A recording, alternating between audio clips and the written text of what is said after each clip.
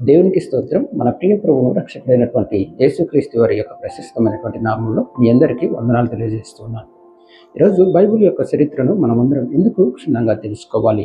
సేవకులే కానీ, విశ్వాసులే కానీ ఎందుకు బైబిల్ గురించి క్షుణ్ణంగా తెలుసుకోవాలి అంటే, బైబిల్ యొక్క బోధనలను ఇతరులకు ఉపదేశించాలి, ఇతరులకు మనం బోధించాలి, సువార్తను ప్రకటించాలి అంటే బైబిల్ను క్షుణ్ణంగా మనం ధ్యానించాలి. అంతేకాదు, మన వ్యక్తిగత క్షేమాభివృద్ధి కొరకు, మన ఆత్మీయ క్షేమాభివృద్ధి కొరకు, సంఘ క్షేమాభివృద్ధి కొరకు బైబిల్ను మనం ధ్యానించాలి. బైబిల్లో ఉన్నటువంటి ప్రతి విషయాన్ని మనము చారిత్రకంగా చదవాలి, పరిశోధించాలి, దాని గురించి తెలుసుకోవాలి.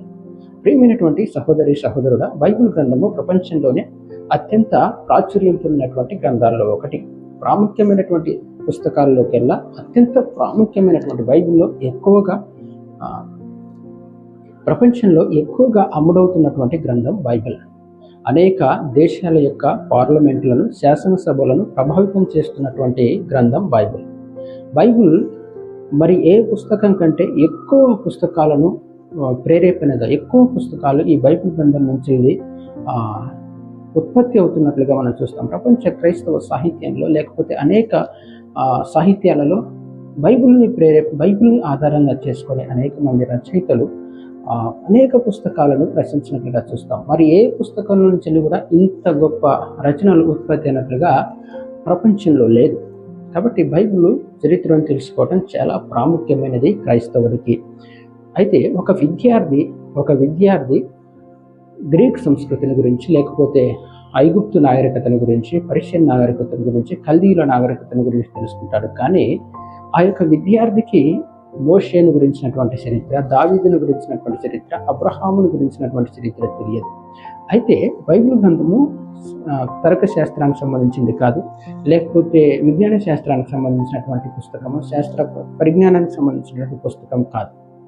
బైబిల్ గ్రంథం అనేది మానవుని యొక్క విమోచనను గురించి వివరించేటువంటి పుస్తకం. దేవుని యొక్క వాక్యము, దేవుని యొక్క మాట, దేవుని యొక్క శక్తితో బైబిల్ నింపబడి ఉంటుంది. దేవుని యొక్క మాటల శక్తితో బైబిల్ నింపబడి ఉంటుంది.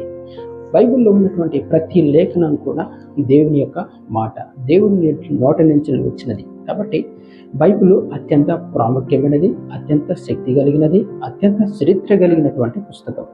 కాబట్టి మానవ చరిత్రలో మనం చూస్తే, మానవ చరిత్రలో బైబిల్కు ముడివేయబడినటువంటి సంఘటనలు అనేకమైనవిగా ఉన్నట్లుగా మనం చూస్తాం.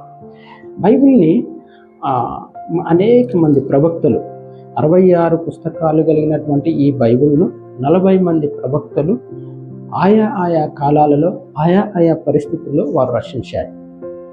పశువుల కాపరులు, చేపలు పట్టేవారు, రాజులు, రాజకవులు, పండితులు, గొప్ప పండితులు ఈ బైబిల్ గ్రంథాన్ని లిఖించారు. పరిశుద్ధాత్మని యొక్క అభిషేకంతో వారు ఆయా కాలాల్లో ఒకరికి ఒకరు తెలియకుండానే పరిశుద్ధ లేఖనాన్ని వారు లిఖించారు. విచిత్రం ఏమిటంటే, వారందరూ ఆయా కాలాల్లో విభిన్నమైనటువంటి పరిస్థితుల్లో రచించినటువంటి ఆ బైబిల్ గ్రంథము ఏకంగా సమకూర్చబడినది చాలా గొప్ప విషయం. ఏకంగా సమకూర్చబడిన తర్వాత, ఒక యుగం తర్వాత ఇంకొక యుగంలో ఒక నూతనమైనటువంటి విధానంలోనికి బైబిల్ సమకూర్పు జరిగింది. బైబిల్ చాలా చాలా ప్రాముఖ్యమైనది. బైబిల్ చరిత్రలో మనం చూస్తే మానవ చరిత్రకు మరియు బైబిల్లో ఎనలేని సంబంధం కలిగి ఉన్నట్లుగా మనం చూస్తాం. ఏ వ్యక్తి కూడా తన చరిత్రను గురించి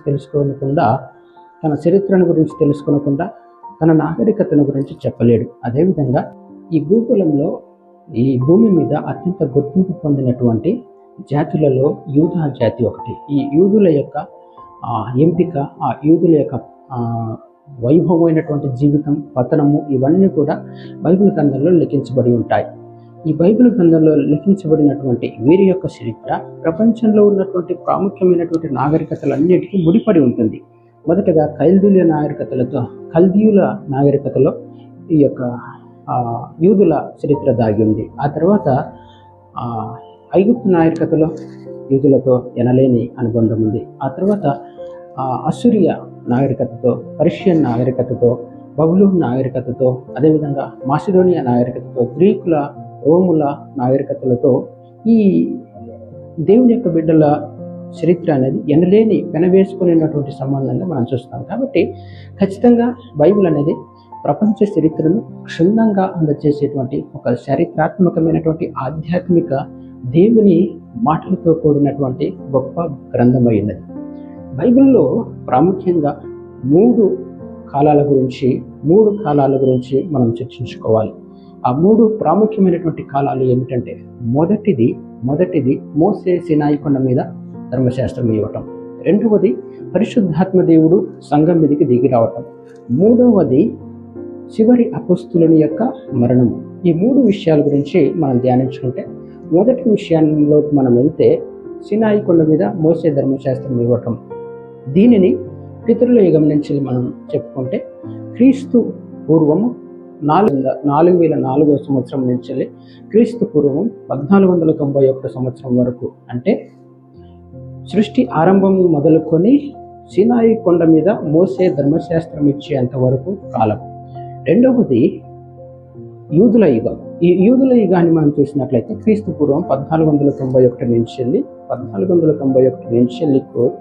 క్రీస్తు శకము 30 వరకు మనం చూస్తే, అంటే సినాయి కొండ మీద మోసే ధర్మశాస్త్రం ఇచ్చినది మొదలుకొని పరిశుద్ధాత్మ దేవుడు సంఘం మీదకి దిగి వచ్చేంత వరకు.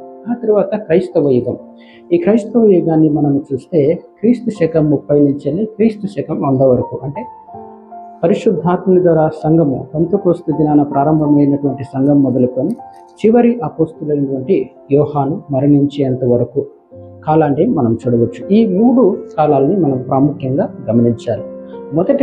మొదటి విషయంలో జరిగింది ఏమిటంటే, పితరుల యుగంలో జరిగింది ఏమిటంటే, దేవుడు కుటుంబాలతో మాట్లాడాడు. కుటుంబాల ప్రత్యక్షత, కుటుంబాల మతం, కుటుంబాల పరిపాలన విధానం గురించి అక్కడ మాట్లాడాడు. రెండవదిగా జాతితో అతను జాతితో మాట్లాడుతున్నాడు. జాతి విధానము, జాతి ఎంపిక, జాతి విమోచన, వీటన్నింటి గురించి రెండవ విషయం మాట్లాడుతుంది. మూడవ విషయానికి మనం వెళ్తే, అది దేవాతి దేవుడు, కుమారుడైనటువంటి దేవుడు ఈ లోకంతో మాట్లాడుతున్నటువంటి సందర్భాన్ని మనం చూస్తాం. ఈ లోకంతో యేసుక్రీస్తు వ్యవహరించేటువంటి విధానాన్ని మనం చూస్తాం.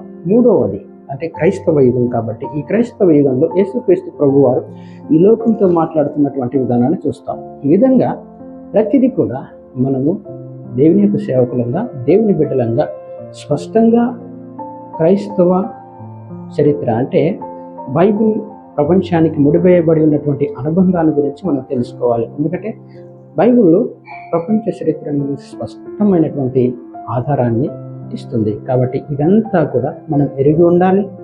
మనం ఇతరులకు బోధించడానికి, ఇతరులను యేసుక్రీస్తులోనికి నడిపించడానికి బైబిల్ యొక్క చరిత్ర తెలిసి ఉండాలని ప్రభు పేట మనం చేస్తున్నారు. మరొక వీడియోతో రేపు కలుద్దాం. దేవునికి మహిమ కలుగును గాక.